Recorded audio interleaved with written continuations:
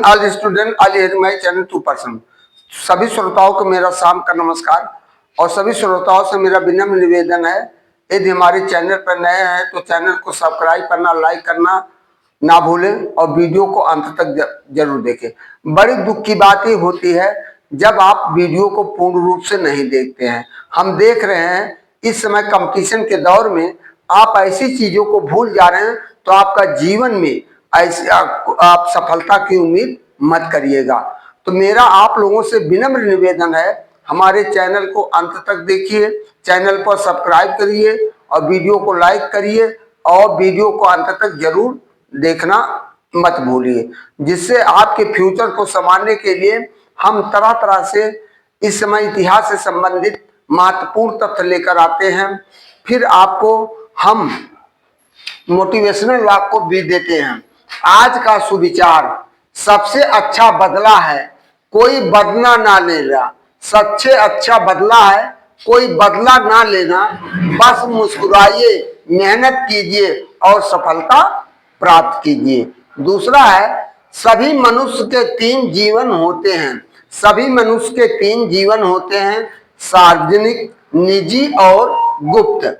सार्वजनिक जीवन जो सबके कार्य में होता है और निजी जीवन जो आपका अपना अपने अनुसार जीवन जीता है, और गुप्त जो किसी से अपना व्यक्त नहीं करता है। तीसरा है, ऐसा समय भी आएगा सच्चा रोएगा। ऐसा समय भी आएगा सच्चा रोएगा, झूठा मुस्कुराएगा। झूठा मुस्कुराएगा। धर्म की बात होगी बहुत पर धर्म निभाने वाला कम पाया जाएगा।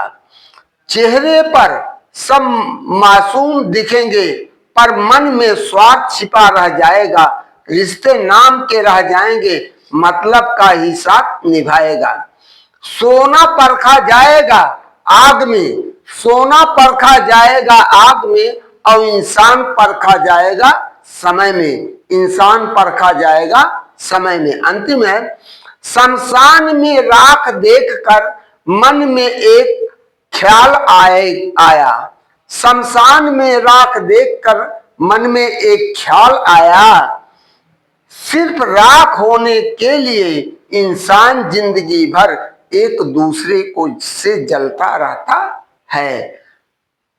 आज का विचार बाई जेपी वर्मा, 6 मार्च 2003, 26। तो आज हमारा सभी एक दिवसीय प्रतियोगी परीक्षाओं से संबंधित भारत में यूरोपीय कंपनियों का आगमन से महत्वपूर्ण प्रश्न एवं उत्तर। ब्लू वाटर पॉलिसी किसने शुरू की थी? फ्रांसिस्को डी अल्मेंडा ने। कौन किया था? फ्रांसिस्को डी अल्मेंडा ने किया था। दूसरा है, गोवा पर पुर्तगालियों ने कब कब्जा किया था? 1510 ईस्वी में कब्जा किया था। तीसरा है, गोवा पर कब्जा किसने किया था? अल्फांसो डी अल्बुर्क ने किया था। अल्बुकर्क ने किया था। अल्बुकर्क ने किया था। चौथा, भारत में डच कब आए थे? 1595 ईस्वी में भारत में डच आए थे। पांचवा है, डच ईस्ट इंडिया कंपनी की स्थापना कब हुई? 1610 ईस्वी में ईस्ट इंडिया कंपनी की स्थापना हुई। छठवां, अंग्रेजी ईस्ट इंडिया कंपनी की स्थापना कब हुई? 31 दिसंबर 1600 ईस्वी में हुई। 17वां है, अंग्रेजों की पहली फैक्ट्री कहाँ स्थापित हुई? सूरत में 1611 ईस्वी में स्थापित हुई। 8वां है, सूरत की फैक्ट्री स्थापित करने की अनुमति किस मुगल सम्राट ने दी थी? जहांगीर मुगल सम्राट ने दी थी। सूरत में फैक्ट्री स्थापित करने का अनुमति मुगल सम्राट जहांगीर ने दी थी। 9वां है, जहांगीर के दरबार में अंग्रेजों का राजदूत कौन था? सर थॉमस रो था। कौन था? सर थॉमस रो था। 10वां है, सर थॉमस रो भारत कब आया था? 1615 ईस्वी में भारत आया था। 11वां है, अंग्रेजों ने मद्रास में किला कब बनाया था? 1664 ईस्वी में अंग्रेजों ने मद्रास में अपना किला बनाया था। 12वां, मद्रास का किला किस नाम से प्रसिद्ध है? Port Saint George, Port Saint George के नाम से प्रसिद्ध है। 13वां है, अंग्रेजों को बंबई किससे प्राप्त हुआ था? पुर्तगालियों से प्राप्त हुआ था। 14वां है, बंबई अंग्रेजों को कब मिला था? 1661 ईस्वी में अंग्रेजों को बंबई मिला था। 15वां, अंग्रेजों ने कलकत्ता में किला कब बनवाया था? 1696 ईस्वी में अंग्रेजों ने कलकत्ता में किला बनवाया था। 16वां है, कलकत्ता का किला किस नाम से प्रसिद्ध है? पोर्ट विलियम के नाम से प्रसिद्ध है। किसके नाम से प्रसिद्ध है? पोर्ट विलियम के नाम से प्रसिद्ध है।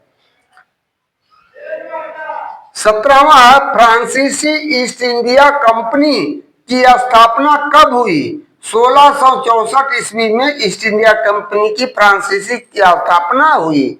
18वां, भारत में फ्रांसीसियों का मुख्य केंद्र कहाँ था? पांडिचेरी में था, पांडिचेरी में था। 19वां है, कर्नाटक का प्रथम युद्ध कब हुआ था? 1746 ईस्वी से 1748 ईस्वी में हुआ था। 19वां है, कर्नाटक का प्रथम युद्ध कब हुआ था? 1746-1748 ईस्वी में हुआ था। 20वां है, कर्नाटक का द्वितीय युद्ध कब हुआ था? 1749-1754 ईस्वी में हुआ था। 21वां, कर्नाटक का तृतीय युद्ध कब हुआ था? 1756 से 1763 ईस्वी के बीच में हुआ था। 21वां है। 22वां, प्लासी का युद्ध कब हुआ था? 1757 ईस्वी में हुआ, नवाब सिराजुद्दौला और लाल कलाऊ के बीच में हुआ था। 23वां है, प्लासी के युद्ध में अंग्रेजों का नेतृत्व किसने किया था? रॉबर्ट लॉर्ड क्लाऊ ने किया था। 24वां है, बक्सर का युद्ध कब हुआ था? 1664 ईस्वी में बक्सर का युद्ध हुआ था। 25वां है, भारत में यूरोपीय शक्तियों की आगमन किस घटना से जुड़ा था? वास्को डी गामा, जो 1458 ईस्वी में भारत में आया था, जिसने समुद्री रास्तों का खोज किया और भारत को गुलामी के बेड़ी में लाकर जकड़ दिया। 25वां है, भारत में यूरोपीय शक्तियों का आगमन।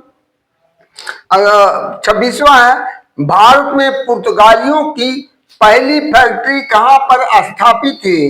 कोचीन में स्थापित हुई।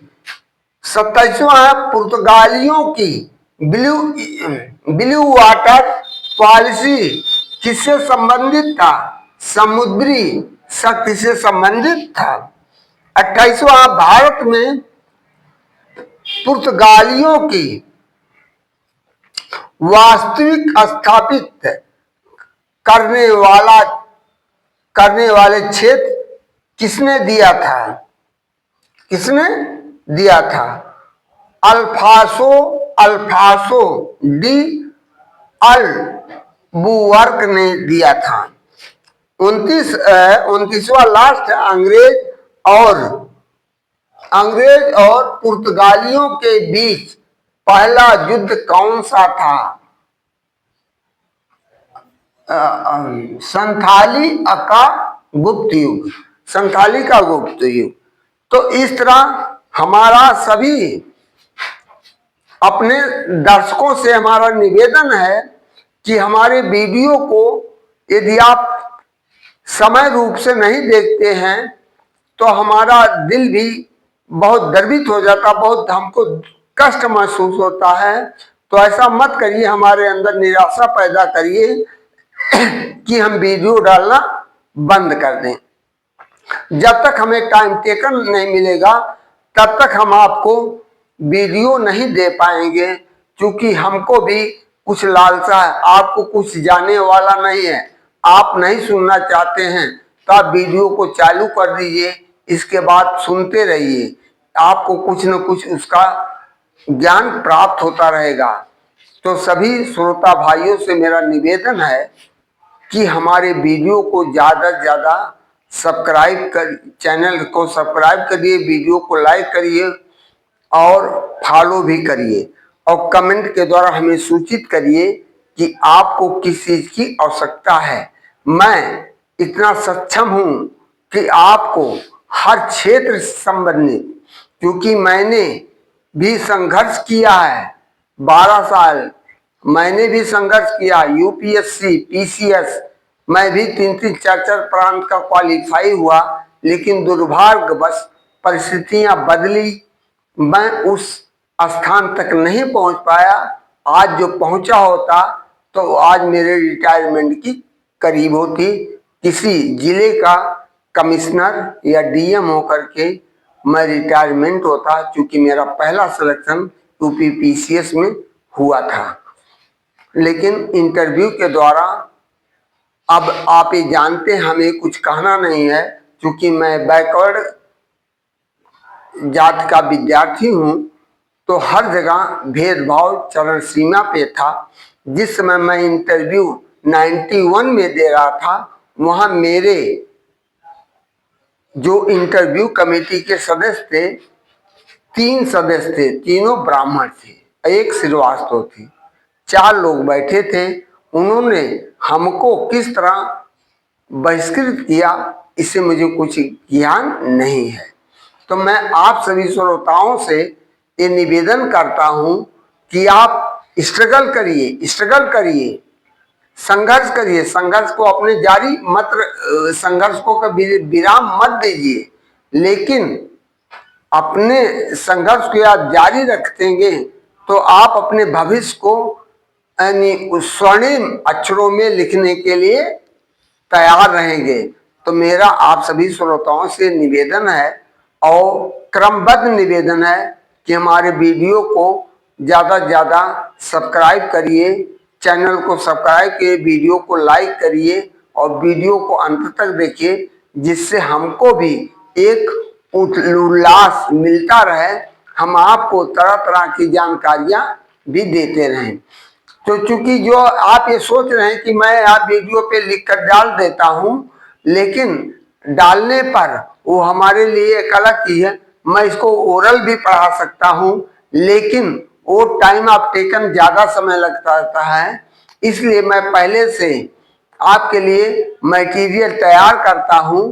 तो हमारा आप सभी श्रोताओं से निवेदन है कि हमारे वीडियो को आप सुनिए और एक डायरी, एक नोटबुक बनाइए, और जिससे आप उसको अपने भविष्य को संभालने के लिए उज्जवल भविष्य की कामना करते हुए मैं आप सभी के श्रोताओं के को अपनी तरफ से हार्दिक कामनाएं करता हूं। जैसा कि हमारा होली, हिंदू भाइयों का होली त्योहार तो सकुशल बीत गया है, हमारे मुसलमान भाइयों का रमजान का महीना, पवित्र महीना चल रहा है, और इनका भी 4-10 दिन बाद, 2-4-10 दिन बाद इनका ईद का भी त्योहार होने जा रहा है। मैं इन सभी मुसलमान भाइयों को अपनी तरफ से ईद की शुभकामनाएं देता हूं।